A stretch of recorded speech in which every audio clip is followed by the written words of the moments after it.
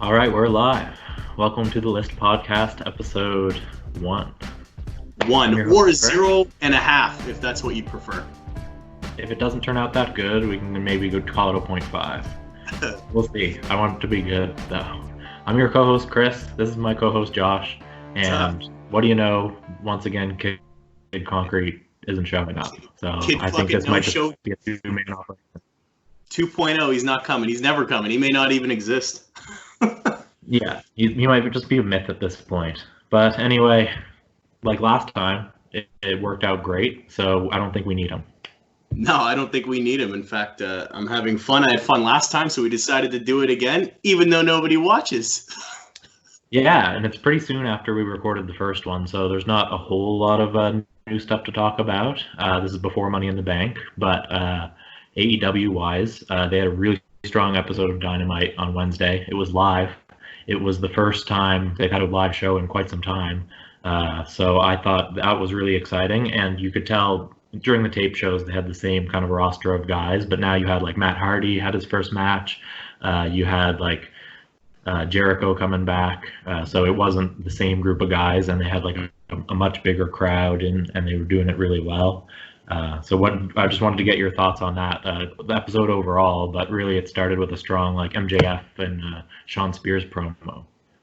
I was all in for, no pun intended, for that entire episode of Dynamite. I didn't have a match in there that I didn't enjoy. I thought the Chris Jericho and Matt Hardy's, I guess, tag team street fight was awesome. That was wicked. Yeah, I had so much fun.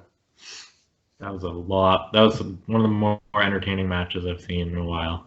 Watching Matt Hardy try to figure out how to turn that golf cart on was probably the highlight of my night, as he's narrating to the camera guy, "You must document this." Meanwhile, he's like, I don't know. Cut away. Yeah, and awesome. Sammy running away from the golf cart. You got like that angle of his face, and then like Kenny Omega's just like pointing at him. It was really cool. And he took an awesome bump off the golf cart. It looked like awesome. The way he jumped into it and banged his head off the side of it. That was because like I was a little worried because Chris Jericho took the first bump from the golf cart and it didn't look all that good. And even the commentators like JR was saying, I don't think it quite got him. Yeah, but, kind of yeah, might have just got him a little bit there. But then that second bump was huge. It went flying. It was a good episode, and if they keep doing that, man, I'm going to continue to be a huge fan of Dynamite and AEW in general. Yeah, agreed. All of the segments were pretty strong. Like I said, the MJF's promo was good. Sean Spears' promo was good. I'm starting to come around to him a lot more than I was at the start of AEW. I think he's like working in some comedy now, and that recorded promo was really good. I think like him and MJF just have that constant, consistent hatred of Cody, and they have that in common, so they're kind of getting along. They've been cool in the crowd. They do really well together. I rewatched an older episode. It was like a Royal Rumble version of some gambling take on the Royal Rumble that AEW did, and Sean Spears is in it. Yeah. And he was awesome in that too. I really do like Sean Spears a lot. I think he's his character is a little weird. Like sometimes I think I get what you're saying. Like his character isn't really developed. Like is he a heel? Is he a face? Like he's mostly heel, but he's got some face tendencies. He's not all in heel. He doesn't seem like, but he's really good. He's a really good wrestler. So hopefully now with paired up with MJF, it should be good. Yeah, I mean, when he started, he was a clear heel because he smacked Cody across the top of the head. He's just being lit, but lately how he was like looking for a tag team partner for trying out different guys. Hold on, I think something's happening with the feet. What is that? Something glitching out. I don't know. It's a wall. Somebody. For fuck's sakes. Oh my god. My god! Is that Kid Concrete? Hey, Josh. What? I got your message. That's Can good. you hear me now, fuckface? Right in the face. And hey, listen. Why are you wearing the same shirt as me? We can't do a fucking show both wearing the same shirt. Okay. First of all, you two are always copying me. And before you guys talk about anything else related to this podcast, I got to talk about a few things first. First off, Kid Concrete. Where did that even come from? You guys must have been thinking about how thick your two skulls were. That is nowhere close to my name. What is your name then, there, Curb Stomp Kid? My name is... You idiot. But you can call me Kid for short. I will forget that in 3 seconds, and the audience will never know it, I promise. I would expect nothing less. Second of all, I saw your first episode. 68 views? Man, you guys need me. You need me to show up every week. So you know what? Because I somewhat like you, Josh, and Chris, I do really like you, buddy. Oh, thanks, man. I'm going to show up as much as I can to try to save this show and make it something. I mean, that's a great commitment. We're happy to have you, Kid Concrete. Hopefully you can keep yourself out of jail long enough this time. Hopefully the whole getting arrested in playground thing phase is over for you, and we can see you regularly on the show. However, I wouldn't hold my breath. Well, Chris is the brainchild behind all this anyway. You should have graduated high school. So I'm just happy to be here. All right, guys. I like it, Kid Concrete. I like you coming in and you're talking a lot of shit. Concrete. I don't know if I know agree. My name. Call me Kid for short. Okay, Kid. Like The Rock, it doesn't matter what your name is. But what I'm thinking is, you're coming in here. I like that you're talking a big game. I don't know if I agree that we need you, but I'm willing to give you a chance here. If you guys can get along at least some of the time, then maybe we can all talk some wrestling together. If we can mute his mic, I can get along with him fine. We'll see. We'll give him a short leash. We'll see how it goes, but no promises to that dickhead who's on the left of my screen. All right. So here's what I'm thinking. We were just talking about the latest episode of Dynamite. Oh, sweet. Let's all get along and let's try to bring you into the discussion a little bit here. All right. Dynamite, it's a wrestling program. This is a wrestling podcast. You think you can keep up? I think so. Quicker than you, my friend.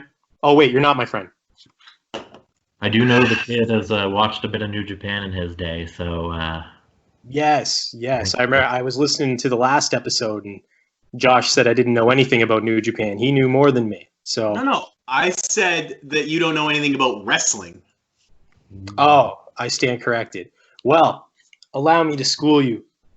I do watch New Japan. I do watch AEW. I don't watch WWE because it cringes me the fuck out, and I can't stand it. But I do love the classic stuff. I love Attitude Era, and I'd be willing to talk about anything at all wrestling related.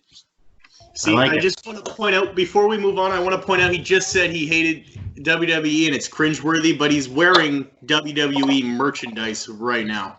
He likes AEW, not WWE. We should call him Kid Elite instead of Kid Concrete. Kid Jackass. The Macho Man transcends WWE.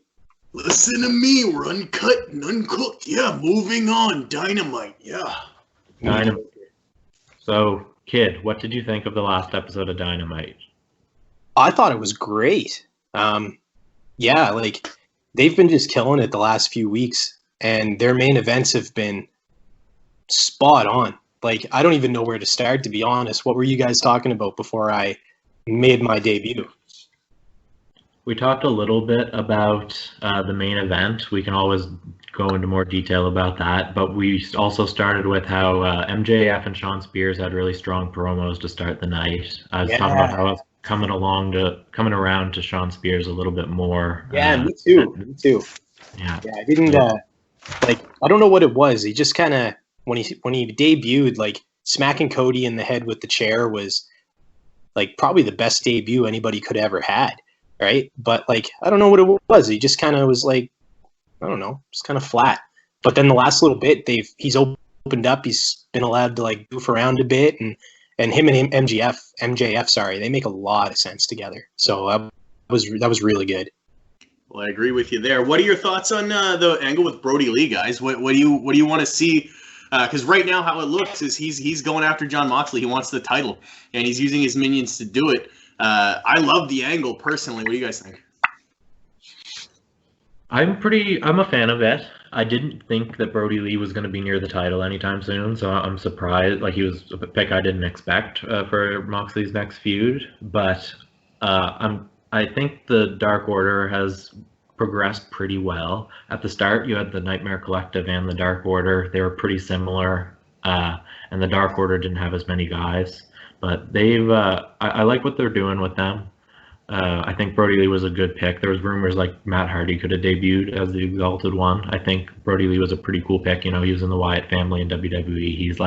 He's been in a cult gimmick before. He's well suited for it. As Dean Ambrose and Luke Harper in WWE, they had a short feud and they had a really strong match. So I think the wrestling could be very good. So I'm excited for that. But nevertheless, I am a bit surprised that Brody Lee's going for the title at this current time. I wouldn't have named him as a guy I expected. What are you, Kid? I like it too. It'll be good to kind of put Brody Lee in the spotlight a bit, so we can kind of get a little more understanding around his character. And I wonder how it'll work out for Moxley, because like Brody Lee has the Dark Order, right? So he's got a bunch of these minions that can just gang up on him at any time. And AEW's made it very clear that Jon Moxley doesn't really have any friends.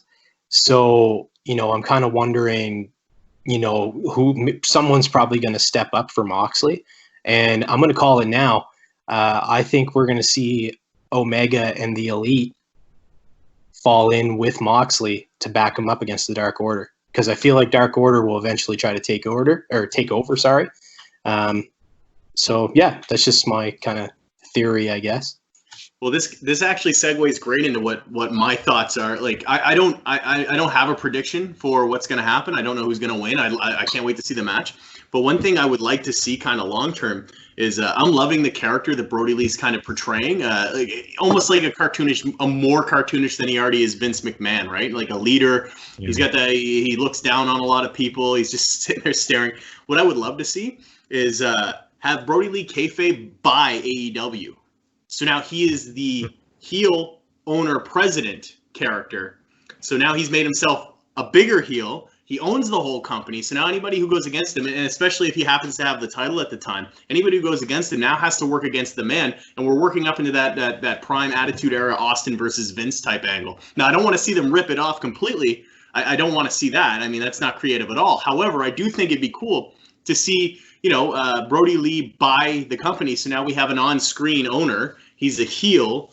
What do you guys think about that? I think I would love to see that. I think you're out there with that. I don't think they would do it, but I like the creativity behind it for sure. I don't know. Like AEW is just.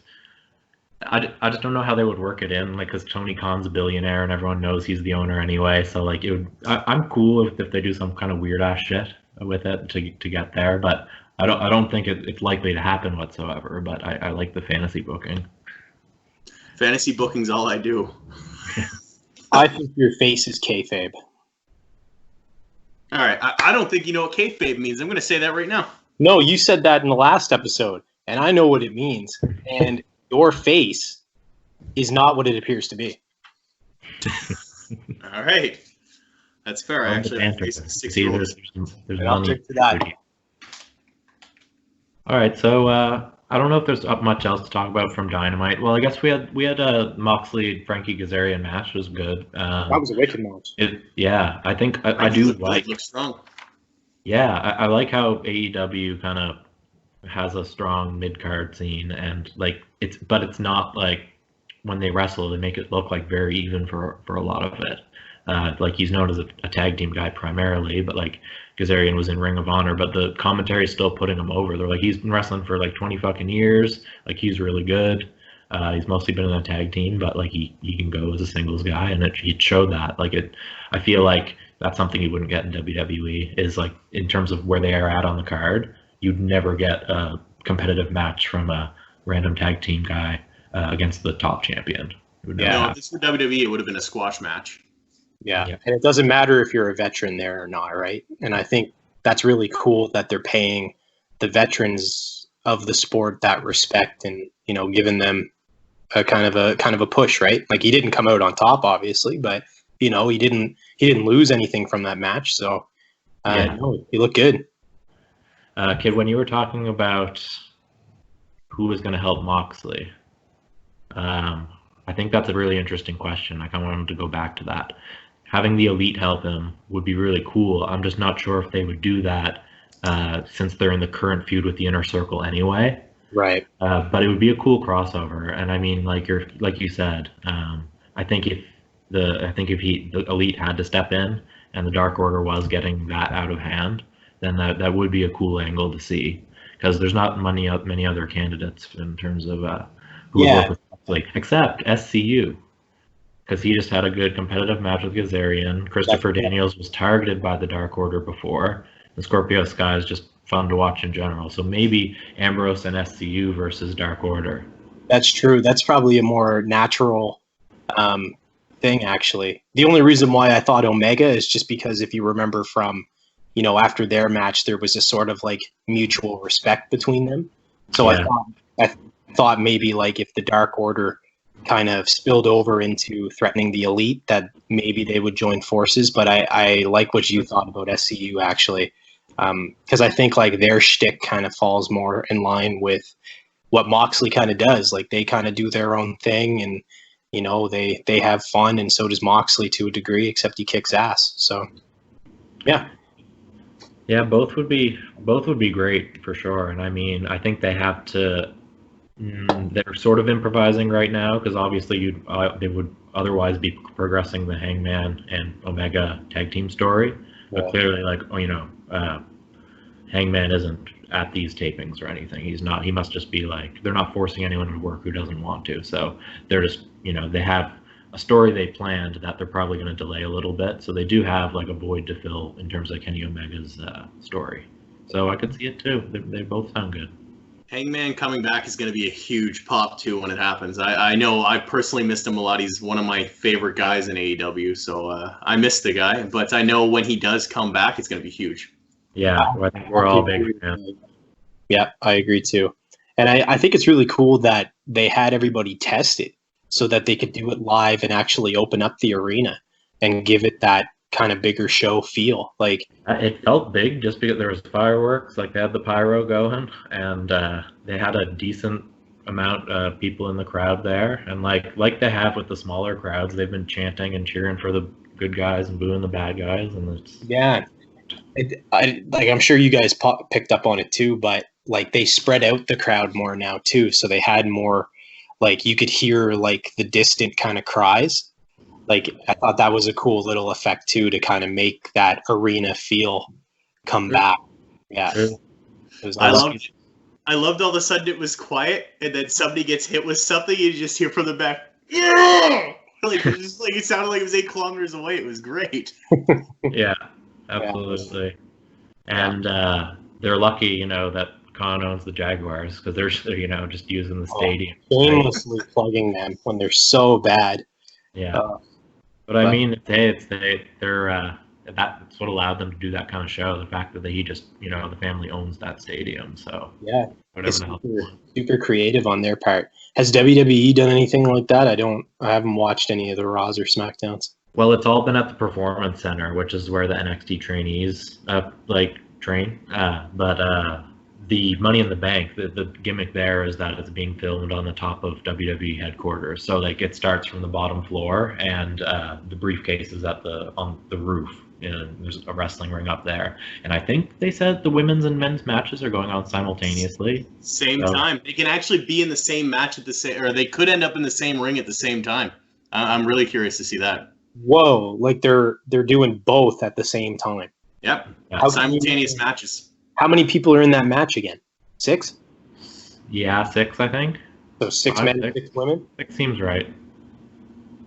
Now, I doubt you're going to see 12 people in the ring at the same time. Like, they'll work it out so they're not fighting over each other. However, I guarantee you'll see a little bit of crossover. Oh, like any ladder match, there'll be 2 dudes on the outside of the ring, dead at all times, if not more. Yeah. See, like that's why I stopped watching WWE. Rey Mysterio's going off the roof. That's my call. I'm looking forward to it. I think it's going to be fun. I think this will probably come out after Money in the Bank, so this might be like a little bit dated, but I'm excited for it. What was your predictions again? Who's winning the men's and who's winning the women's? Asuka for the women's and Otis for the men's. The Otis is the podcast pick. We just declared that anyway.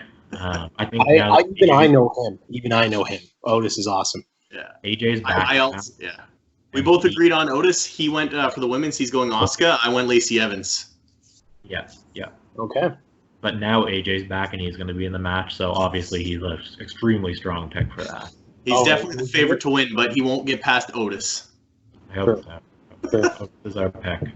But back to AEW again. I think there's maybe 2 segments we didn't touch on. Maybe just one. The snake. Brandy is Brandy's crazy. Yes. Oh my goodness. I'm waiting for PETA to blow up about all the times Jake rattled the snake around and started smacking it around trying to upset it. Yeah. I hate snakes, so I wouldn't do that. Yeah, kudos to Brandy. Whoa, that's incredible. And to have Jake the Snake Roberts as a part of the company and doing that kind of stuff, that's so awesome. And as a heel, where he excelled during his career. Right. To let him come back as not only a legend, because most of the time when a legend comes back, they're cheered, they're they're revered the whole time they're there. Not often do you see a legend like Jake the Snake come back and then play the bad guy. That's awesome. So well, too. Mm-hmm. His promos, he's killing it. Really strong promos. Yeah. And Archer, what a perfect pairing with Archer.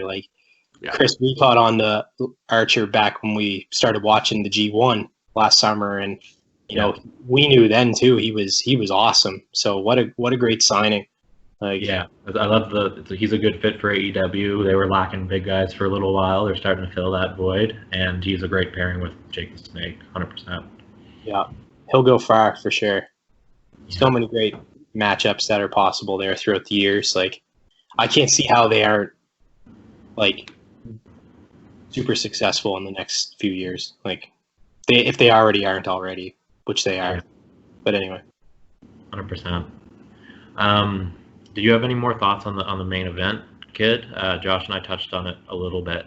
Just the golf cart shit was really funny. Just use of the Jag Stadium. Fun match. Did you guys talk about Omega's moonsault off the No, we didn't mention that. That was wicked. Yeah. Love that. Omega, I didn't think he was gonna do it. When they got off the table, when he was up on the scissor lift and they got off the table, I thought all right, he's gonna climb down. They got our hopes up, good one. And then all of a sudden, fucking dive bombs off the top. I was like, Gah! Yeah. Omega, pitch perfect, man. He does everything. It just looks so good, and he's always so safe doing it. He's the best there is right now. Yeah, he didn't even jump from where he was at either. He got up onto the rail a little bit and then moonsaulted off that. It's it's so good. Yeah, they should release him. Yeah. I would only say that so then New Japan can pick him up again for one final run, and then him and Ibushi can finally end their story. We'll get to that maybe a bit more later. Sounds good. But I think I want to make a list. Are you guys down? Always down for a list. This is my first list, so of course. Actually, I shouldn't do a list yet. I might need to edit around this. Not a list yet necessarily. Josh, was there anything else you wanted to talk about before we move on to maybe making a list? Yes, actually, you know what? I was interested hearing in the news that WWE 2K21 has been canceled. It's not happening this year. There won't be a role-playing 2K game for WWE this year. So I started digging around a little bit. And it turns out there's actually a lot of games coming out for different platforms and different styles. I'm not going to run through all the games, the WWE or the wrestling games coming out, but I did want to touch base on a couple cool ones that I happened to find just in digging through some news. So if you'll bear with me here for a second, we got none of those. Serious editing. All right. Unprofessional. So first, the first one I want to talk about, because there's actually not that much on it. It's by software developer Virtual Basement. Now, they've been around pre 2012, 2011, I think. and done some PC type software gaming. Now they're working on a wrestling game, but there's not a whole lot on it except for they're slowly releasing people who will be involved in the game. And now the biggest name is Ken Shamrock will be in this game as a playable wrestler. Other than that, it looks like a lot of people from New Japan, people from Evolve, Impact Wrestling, Major League Wrestling, some Ring of Honor guys. That's cool. But there's really not much. There's no release date. I don't know the platform that this game is coming out for, but it is something I'm going to be watching because it's one of those alternate options to 2K. A lot of people have been really upset with 2K in the last couple of years, especially with their Switch ports. Their last game, the 2K20, complete failure. It has like a 1.5 rating. Just horrible. So it's nice to have these other options. Now, I do expect 2K to come back next year with a big name game. Hopefully fix some of these things. Maybe they'll be back on top. But right now, Virtual Basement's working on it. We also have Total Extreme Wrestling 2020. Now, Total Extreme Wrestling has been released multiple times. There's a 2016 version. I believe there's a 2010, a 2008 version. But what's interesting about this game is it is not a wrestling game in the traditional sense. You're not a wrestler that you go in. You're actually the promoter. You build the promotion, you book the promotion, but you don't wrestle. It's essentially how to run a wrestling business, and that's the game. It's done really well. It has really high ratings with previous releases. Right now, the full version, there's a demo out that you can play right now. The full version is expected for May 14th, but you can try the demo. It's a PC release. I believe it's PC only. You won't see it on any of your consoles. Correct me if I'm wrong. It's perfect for the wrestling fan that fancies himself as a booker or like the head of a company or a creation team, but not a wrestler themselves. They started before 2005 with producing these things, so we expect to see some build on some things that were already successful. And finally, the last one I want to talk about is a 2K game, but not in the sense of when you think of WWE 2K. So this is called WWE 2K Battlegrounds. And essentially, it's a cartoonish arcade-style wrestling game. When you look at the characters, you know they're not photorealistic. They're a little shorter. They're stubbier. Their moves, they have like flames coming out of their hands when they do moves. It's very over the top. It's a great alternate. The trailer looks awesome. I'm excited for it. I don't have a release date on it yet, but I do know it's going to be released this fall for PC, Xbox One, PS4, Nintendo Switch, and Stadia. So basically, whatever you're playing on, you should be able to pick this game up. It should be really fun to try. Like I said, the trailer looks awesome, and I'm going to try it out myself. But as far as video games and news, that's all I got, Chris. Nice. I'm glad you enlightened me because I don't know shit about the upcoming games, but I think the arcadey look of that game sounds really interesting. I think, the WWE 2K games got too simulation based. Like I like a more arcadey style game, especially for wrestling. It doesn't need to be like a sports game. And I fucking hate the fact that it became like a yearly thing, like 2K, just like every Madden, just like every NBA 2K. Because I hate like buying a new sports game every year. I think like it's so unnecessary, and actually having a couple years to work on a game rather than having to pump out one every year. Maybe they'll be able to put a little more polish and love into it. At least that's my hope. Mm-hmm. I agree. You're exposing on the video game world, or should we move on to make a list? I'm getting pretty antsy. I need to make a list. Yeah, like I don't have make his list. Yeah, I don't have too much to contribute. Like the last WWE game I played was 2K17. And it wasn't. I didn't find it that great. So. Okay. Yeah. Nah. I like my favorite's like No Mercy for N64. That just had a cool create a wrestler mode, and then like the SmackDown versus Raws from like 04 to 07 or so. Those are all really good. Shut Your Mouth was amazing. I like that more than Here Comes the Pain because they had a better career mode, and it was like 2 years worth of storyline, and you could go through it with any character on the roster. It was sweet. Like the graphics were kind of meh, but anyway. I just decided I'm bringing it over next time I see you.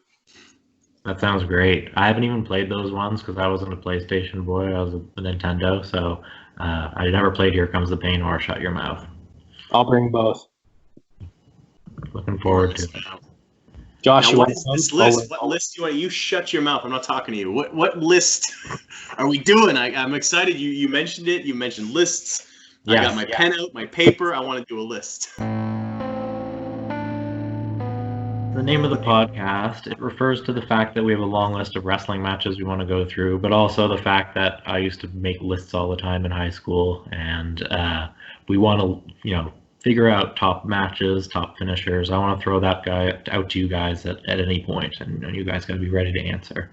So this week, I'm doing top 3 theme songs, and I want the kid to go first. Theme songs. Okay. So. No clown circuits entrance and doink theme songs don't count. Thank you, Chuckles. Now, could you please shut up? Thank you. So, it was kind of hard, actually, because when you start to think about top 3, it's like there's so many great themes out there.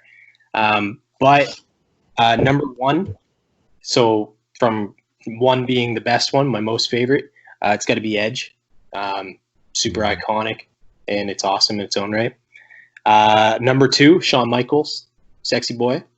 The fact that he sang his own theme song is pretty sweet. True. And then number 3 I have here as a wild card, but it's Triple H's theme, but not the Motorhead one.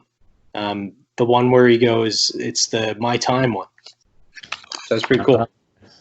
The one that almost sounds a little like Rage Against the Machine. No, I guess that's more the DX one, but that might be the same group actually. His first theme and the DX theme might be the same band. I think you're right, and you're right, because that's why I liked it, because it does sound like Rage Against the Machine. So there you go. I like that pick. Definitely not an expected one. A bit of a dark horse pick. Nice work, kid. What about you, Josh? Well, 2 super easy. The Rock. I gotta go with the Rock's. If you smell right out of the gate. I mean, for me, when I look back on him going from Rocky Maivia to the Rock, I mean, he started with that a different version of it where it was more of a beat, where it was like, "Do you smell what the Rock is cooking?" That was fine. But then when he finally came out to his next one, I thought that was iconic. However, you can't talk about The Rock's theme song being iconic without mentioning Stone Cold Steve Austin's theme song, Glass Shatters. Yeah. Not the Glass Shatters by Disturbed. That was fine, but the one we all know and love. Those are definitely the 2 that come to mind right away without thinking. And for the 3rd, I hate myself for saying this. I'm not going to sleep tonight, but I got to say Hulk Hogan's I Am a Real American theme song is probably one of the most iconic theme songs of all time. Yeah, I won't be able to get that taste out of my mouth, but that's my 3rd pick. Damn, I didn't expect to hear that one. That's for sure. But it is iconic, 100%. I had to get up there. I can't believe you just said that. I'm sorry, but the reality is, would you have known that Hulk Hogan was Mr. America if that wasn't the song that dropped? There's no way. The guy didn't look anything like Hulk Hogan. He had a mask. Yeah, those segments. It's like, who is Mr. America? Definitely not Hulk Hogan, brother. I'm not Hulk Hogan, brother. Just have the same theme song and mustache. Oh yeah, we'll prove it. Stop saying brother. It's like, all right. Okay, brother. All right, my themes. So a lot of your guys' themes were iconic. I'm thinking the more like the 2000s, when they got kind of legit bands to do them. I got Edge there too, Alter Bridge. I think just it's one of the best drops for an entrance. I guess the drop is more the "you think you know me" part, but then it just goes right into that kind of breakdown, and the way they rearranged the song for it, amazing, love it, definitely my favorite one ever. I really like Saliva, I Walk Alone for Batista too. I love that theme. It's perfect for him. And then my 3rd one, I really like Mark Henry's 3-6 Mafia. Yeah. I love 3-6 Mafia, the rap group, and I think that's a badass theme. Honorable mention to Slow Chemical by Finger 11 for Canes. I just like, those where they got legit bands in the 2000s to do themes. A lot of those I really like. Yeah. Could we go around and do an honorable mention too? Yes, No. go for it. Okay, I got one because when you brought up Slow Chemical, I immediately thought of the wrestler who we cannot mention, but Our Lady Peace and whatever. That's a great song. Canada. Yeah. Good call. And we'll just cut that entire segment out because I'm not looking to have that backlash. Just kidding. We So can't cut should it we, out. I'm trying to get him kicked off. You can try. There's money in a feud here. I can feel it. But we got to get along and watch a match. How do you guys feel about that? I think I like watching matches. Yeah, so I like watching matches too. We got a long list of matches to go through, so let's get started. Do you have one for us, Josh? Yeah, I want to segue from last week's list where we discussed, we discussed top matches of all time, and I had mentioned one that I knew wouldn't sit well, and I wanted to dig a little more into it. So let's do Goldberg versus Diamond Dallas Page, Halloween Havoc, 1998. Absolutely. This is Goldberg's best match, I would say. I don't think that's an unpopular opinion at all. I agree. But I've watched this before, and I'm definitely down to rewatch it. I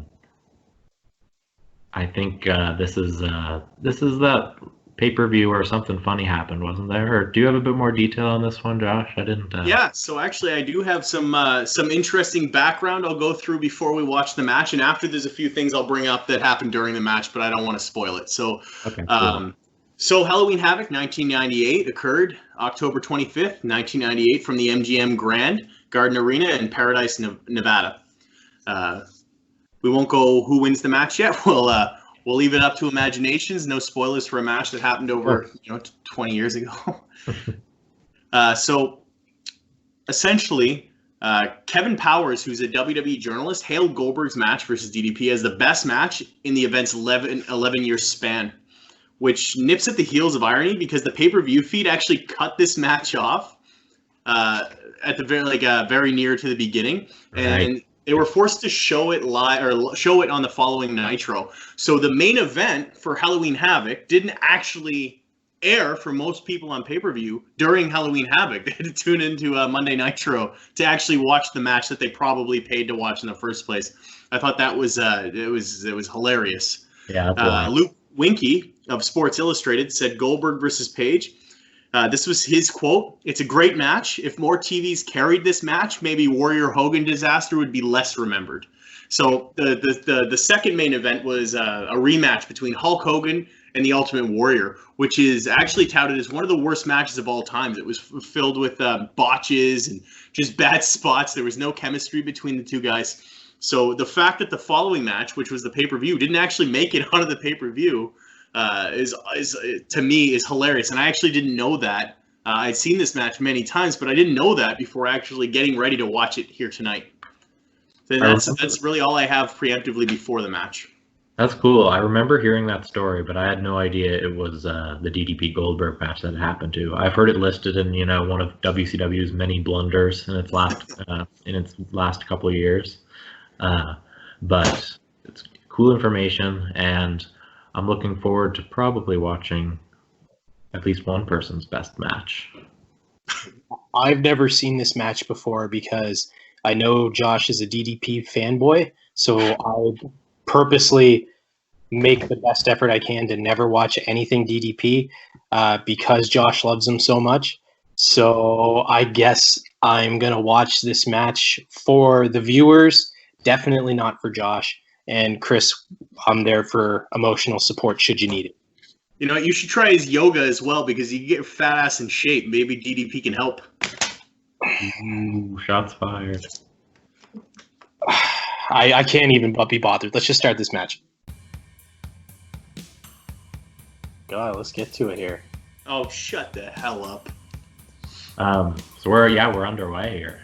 Goldberg shoving DDP around. You know what? I hate how easy it is to make fun of Goldberg because I actually like Goldberg as a human. Goldberg came out of the NFL and just kept playing defensive tackle. What the hell is even that? Spear, diamond cutter, spear, diamond cutter, spear, diamond cutter, spear. All right, you know what? You don't need a degree to be able to predict that, but it doesn't mean it's a bad match. Well, good thing I got 2 of them.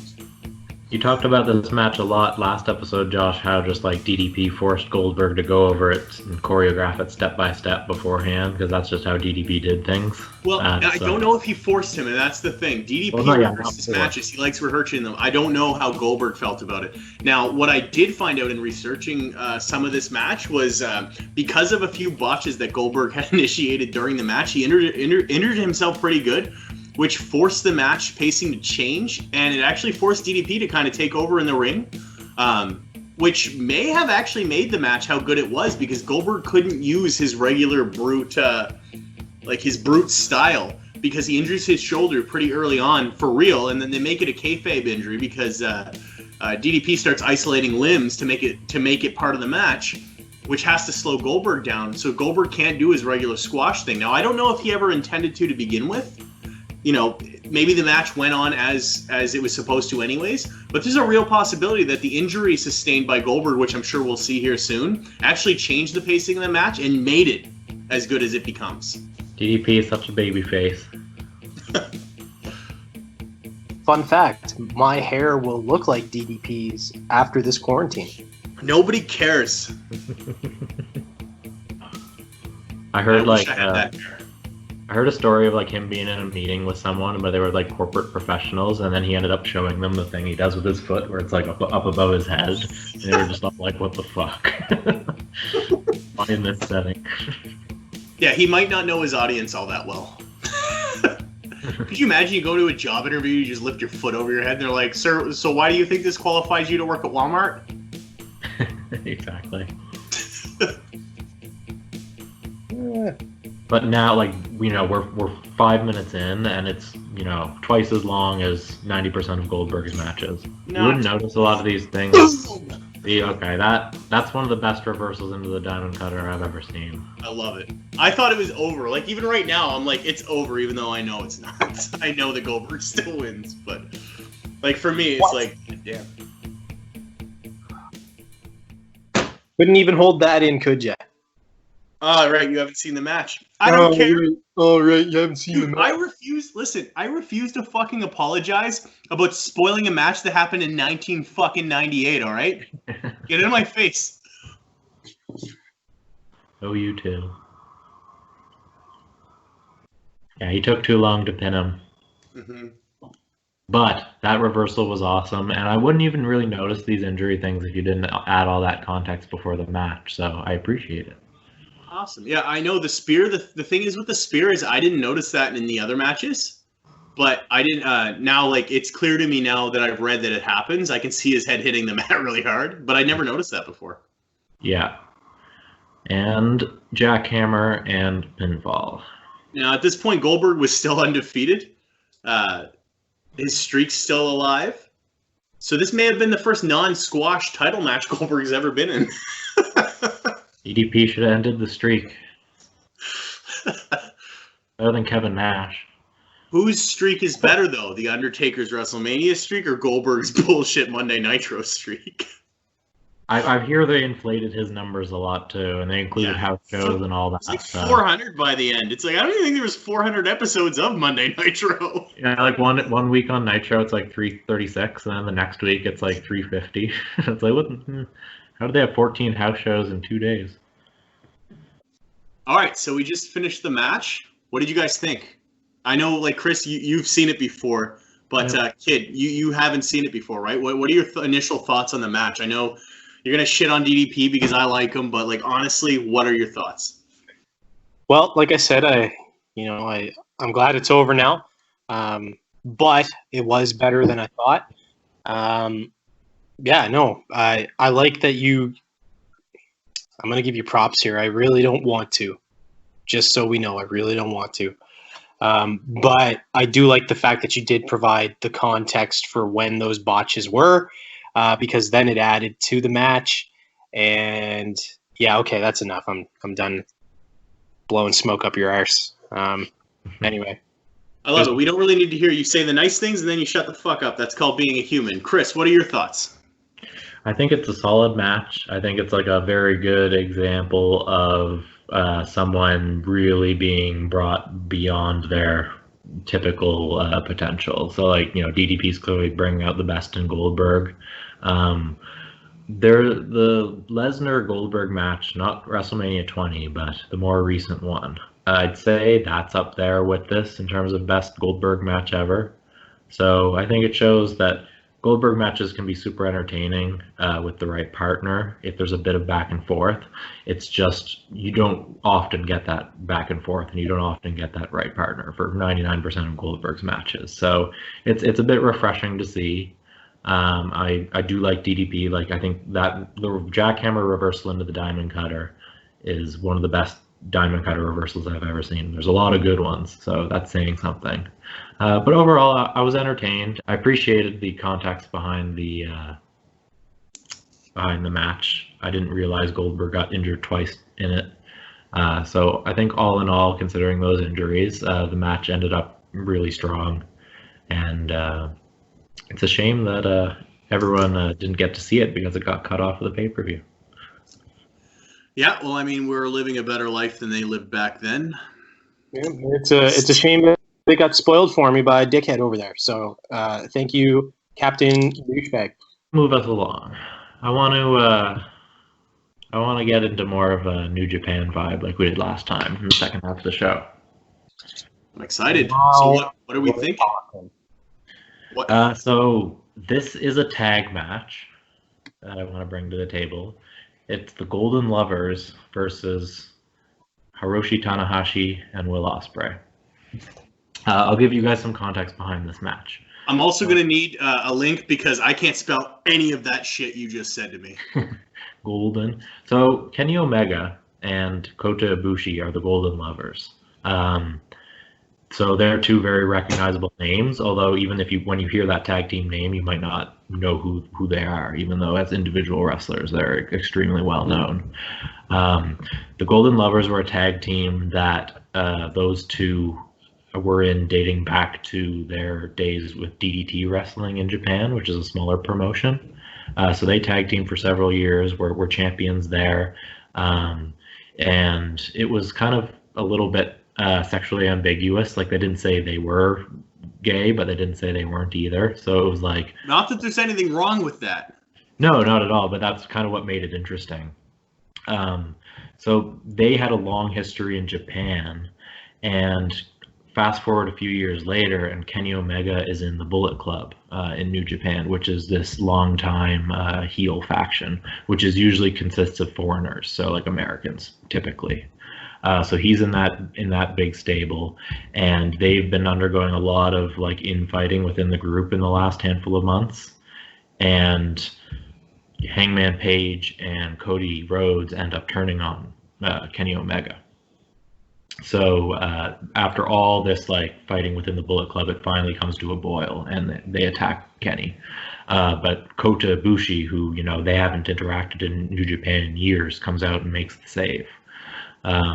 When Kenny was in the Bullet Club, those two didn't really interact despite Ibushi being in New Japan. The sole interaction they had was Kenny slightly distracted Ibushi and caused him to lose a Wrestle Kingdom match against AJ Styles when AJ Styles was like the leader of the Bullet Club. So they had been hinting at kind of a long-term story between them for a while.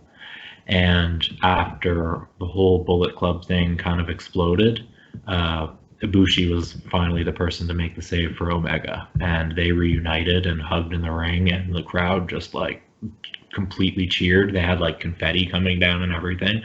So this was just like a reunion that was years in the making. So the context behind this match is that there's two matches coming up at Wrestle Kingdom. This event is the road to the Tokyo Dome in 2018. And Kenny Omega is the IWGP champion, and Ibushi is the never openweight champion. And during the last episode, Josh, you and I talked about this because Ishii was the never openweight champion at the time, and you were asking about what that title was. I wasn't able to remember what it stood for, but I looked it up before this, and it stands for New Blood, Evolution, Valiantly, Eternal, and Radical. Basically, where this title came from is they had a side series of events called the Never, and it was all people that weren't signed to New Japan, but they were kind of getting a shot through this series of shows. So they eventually made a title for those shows, and it was originally intended to only be defended at these Never shows. That quickly became not the case, as clearly it's being defended on regular New Japan television all the time now. So Will Ospreay became the #1 contender for Ibushi's title, and Hiroshi Tanahashi, who was a longtime top guy in New Japan, a little bit older now, he won the G1, and he became the #1 contender for Kenny Omega's top title. So we have the reunited Golden Lovers, the two champions, facing the two #1 contenders that they're going to be facing at Wrestle Kingdom following this event. What? Just kidding. I'm in. I love it. Side note here for all those kid fans out there. So I stopped watching wrestling probably around like 2007 or 8 or so. But that's great. I just figured out how to mute him.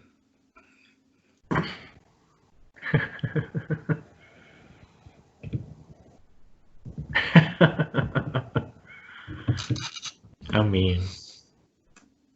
You're unmuted now. Stop talking. You're hilarious. You know what? I should have did that when you went on your big DDP rant. Missed opportunity on my part. It won't happen again. That's your whole life is missed opportunities, isn't it? So, before I was rudely interrupted, let me just quickly finish this up here. This match here, there is a well-known GIF of Will Ospreay doing something very cool. I'm not going to spoil it for Captain Dickhead over here, even though he spoiled it for the... I know the GIF you're talking about. I know what you're talking about. I'm a bigger man than him. I'm a much bigger man than him. You said his name. I know the GIF. So anyway, that GIF actually kind of drew me back into wrestling. I started looking up some New Japan stuff. That's how I learned about Kenny Omega. Kenny Omega and Will Ospreay are responsible for dragging me back into wrestling. And thank you, Kenny Omega and Will Ospreay. You guys are the shit. No, I know. Those guys are great wrestlers. Do not blame them for this. And whenever I get control of this podcast and I can request some matches to watch, no, you won't. You two watch, you're going to see a lot of Will Ospreay and a lot of Omega. So you better get used to it now there, dickhead. And Chris, I know you're pumped for it anyway. You'll never get control of this podcast because you're here in the same light that my daughter won a participation medal for playing soccer, okay? You're here because we feel bad. Right. But your daughter most likely brought all those fans to that little pickup Timbit match, and I'm proud of her for it. It was just me. It was just me. He shares the genetics with you. But, yeah, I'm here to bring the fans, and let's not forget that. So know your role and shut your mouth. Yeah. I guess duplicate what you did there in Phantom of the Opera, and we'll see what happens. All right. Thank you for watching my movie. Tag team New Japan action started. This is a pretty good example of some of the best guys in Japan, easily. It'll be a treat, I'm sure. We got Ospreay and Ibushi starting this. All right. So, yeah, these two guys facing off. They're going to have a title match at the following Wrestle Kingdom. Ibushi's my favorite from New Japan. I'm an Ibushi fanboy. I'll just put that out there. So he's my top guy. So this is the match where that crazy, like, the dude does that crazy fucking flip behind the dude, lands on his feet, and then they both do the slow look back at each other, right? Yeah, great camera work. Shut up and watch the match. Man, Ospreay's so much more than a high flyer.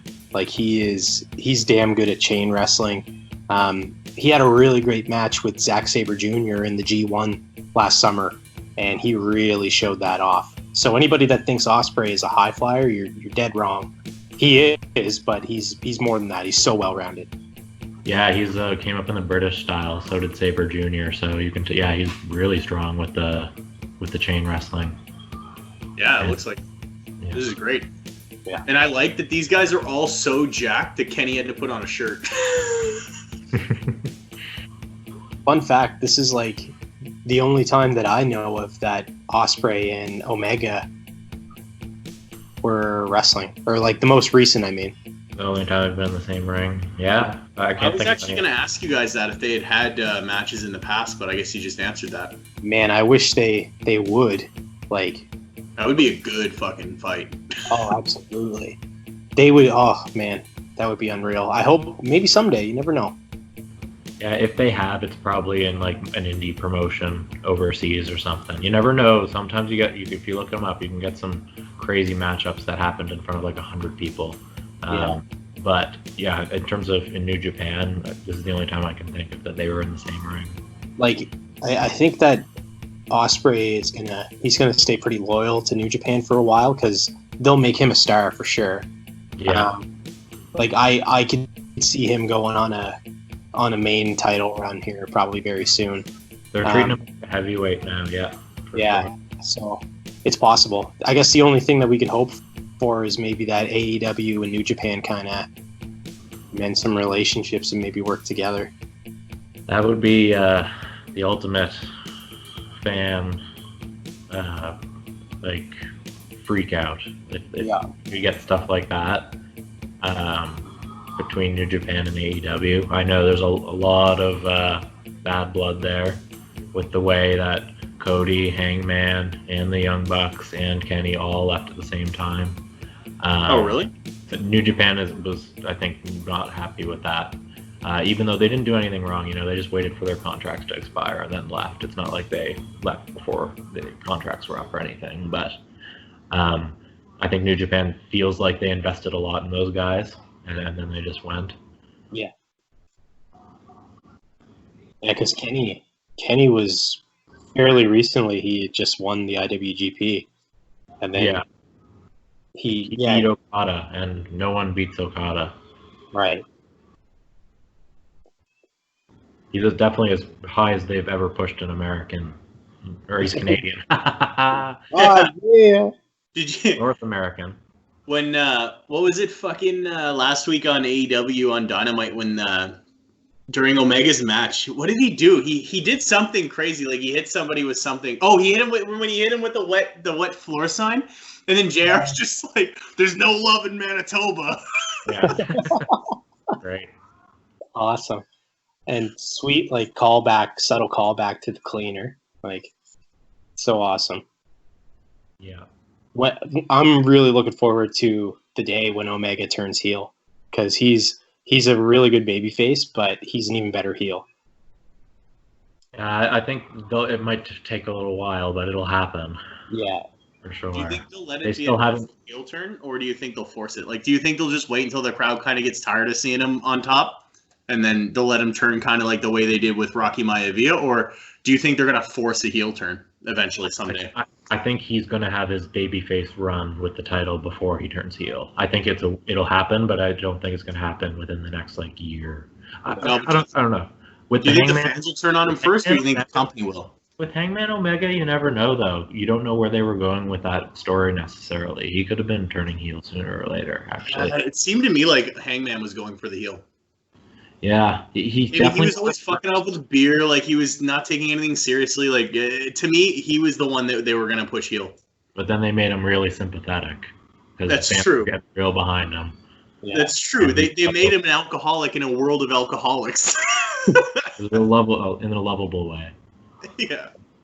Yeah, but he went really over. That's true, I guess. They made him like the lovable problem. Yeah. At first, that's a hard one, though, because he's not going to turn heel, but he technically is the one in the wrong. Like, Omega's not wrong for being upset with his partner getting drunk all the time. And then you got Omega and Hangman beating the Young Bucks, but then at the end, they kind of just shook hands. You thought that was maybe going to be the point they blew up, but it wasn't quite yet. They continued the story. Yeah, I can honestly say I have no idea where they were going with that. That tag match was amazing. Hangman doing the one-winged angel and stuff. Oh my god, I freaked out. It was awesome. Yeah. It's a cool chain. Oh, he's dead. Ibushi's neck looked all fucked up while he was trying to pin him. I thought he was going to get hurt. His neck does crazy things. Yeah, I was just gonna say. Speaking of Ibushi's neck, Oh, is that a running gag? yeah, he always bumps on He his neck. takes some neck bumps. Yeah. Oh, really? Yeah. All right, so that's just his thing. He's got a super flexible neck and likes to use it. Yeah. He's Yeah, super muscular, but makes I was it. gonna say, like, he hit that German, and then like as he's pinning, I'm looking under him, and I'm like, his neck probably shouldn't be like that. do you remember we watched him in the Cruiserweight Classic against Cedric Alexander? He did the last ride kind of move as his finisher in that. But he Wait, does. hold on. These guys are cruiserweights. Ibushi was in WWE. What? Isn't that mind blowing for the Cruiserweight tournament? The initial. I know one that was- with that cruiserweight tournament we watched was off the fucking hook. I don't remember the individual matches because it was a while ago and we only watched it that one time. But like, Ibushi I was- remember almost all of the matches being so good, and we were saying at the time that all these, like, they need to just bring all these guys in full time in the WWE. But like, I'm looking at these guys now, and Ibushi to me looks like huge. So like when you said he was in the Cruiserweight Classic, it just doesn't register. Yeah, it's weird. So yeah, this after this match, just not long after, you'll have Ospreay and Ibushi at Wrestle Kingdom. So that will almost for sure get watched sooner than later on this podcast. We definitely want to continue making New Japan a consistent part of the show. Because as many matches as I've seen, there's still a lot I haven't seen, and a ton that I know myself and the kid want to show Josh, start bringing him into this world, because it's you get some long matches sometimes, especially the big title matches, but if you're invested and you know the characters and you can buckle down for a roller coaster of a Wrestle Kingdom match, it's extremely entertaining, and the matches get really emotional sometimes. Yeah. So definitely want to continue featuring it on the show. What did you think overall, Josh, of this tag match? This has been one of the funnest matches I've watched in a very long time, if not ever. I had Ospreay's insane. Kenny Omega, I already know that guy's awesome. Ibushi, great. Other dude, he held his own. Yeah, Tanahashi's a bit older at this point. I haven't seen a lot of matches from his prime, but I have noticed since I started watching, everyone talks a lot of good things about him, but it does seem like he's a little bit slower these days, unfortunately. Oh. But I mean, part of it too could be like he may be amazing, but the other three guys just stole the show, and sometimes that happens. I mean, he may have done everything absolutely right, but when you're in there with monsters like that, I mean, that sometimes they run away with it, and maybe that's all that happened. I didn't see anything from him that was like, oh, that was bad. It all seemed fine. It's just the other guys were just fucking. They were. the bar is set They like were so way up there. high. That's all. Yeah. Good point. It was a really fun match. In fact, I'd watch that over and over again. That was awesome. The spots were great. It all looked real. The chain wrestling, the mat wrestling. It's exactly what I like to see. Hell yeah. What about you, kid? Well, this is probably the second or third time I've seen this match, and I have to agree with Captain Dickhead over there. Even though it's my second or third time, I still really, really enjoy it. There's so many great spots, and the action is so fast-paced. And one of the great things about New Japan is that, like, even in those hour-long epics, like, you truly don't know who's going to win until the very end, because there's so many false finishes and so many big spots. Like, it's really, really fun to watch. It's high quality wrestling, and I can't wait to try to keep up to date with it once all this bullshit's over and we can get back to normal and watch some more great wrestling. So we don't have any idea when New Japan plans on starting again, right? Like, as far as now, it's still just waiting to hear how things progress with what's going on in the world right now. Yeah, they are just kind of canceling their events one at a time at this point, because we touched on this last episode, but they don't have a weekly show like a Raw or a Dynamite, so they're kind of bigger events. Like, they have smaller ones, but that's all they have. There's nothing like consistent week by week, so everything's been canceled. So there's absolutely zero movement in any New Japan stories right now. So definitely really looking forward to when they get started again. Yeah, me too. I'm in. I'll watch. Absolutely. Not just because I want to make you guys happy. So what do you guys think? Should we each throw out a possible match to watch for the next episode before we sign off, or what do you think? Let's do it. Yeah, let's each pick a match. We'll just overrule whatever the kid says, and then we'll go with our 2 matches. How does that sound? Sounds like a plan. It's a tough choice. I know I mentioned a few of my favorites last week. One of them was Michael's Taker at WrestleMania 25. As much as I think I like that a little bit more than the one at 26, I think we've all watched 25, and I think 26 brings a little bit more to the table because it's Shawn Michaels' retirement match. So I want to bring that one on the table for next week. Awesome. I'm gonna go with the Inferno match, Taker and Kane. Since you guys are going all WWE, I think I'll put forth Edge and Mick Foley, WrestleMania 21. I like that. Ooh, we went there. So, or was it? Sorry, WrestleMania. Was it WrestleMania 21 or was it 22? Whatever. Either way, Edge, Mick Foley. No, I did it. It's probably one of the last really hardcore matches WWE had. Makes sense that it involved Foley, but I don't know if they've done anything that brutal since that match. So I think that's a really good pick. Thank you. I know you'd appreciate it. So we have a few possible episodes. Sorry, we have a few possible matches picked for next episode. So we'll randomize them up, see which ones we feel like watching at the time. But for now, with the kid and Josh, this is Chris in the Lift Podcast, signing off for episode 1. Until next time.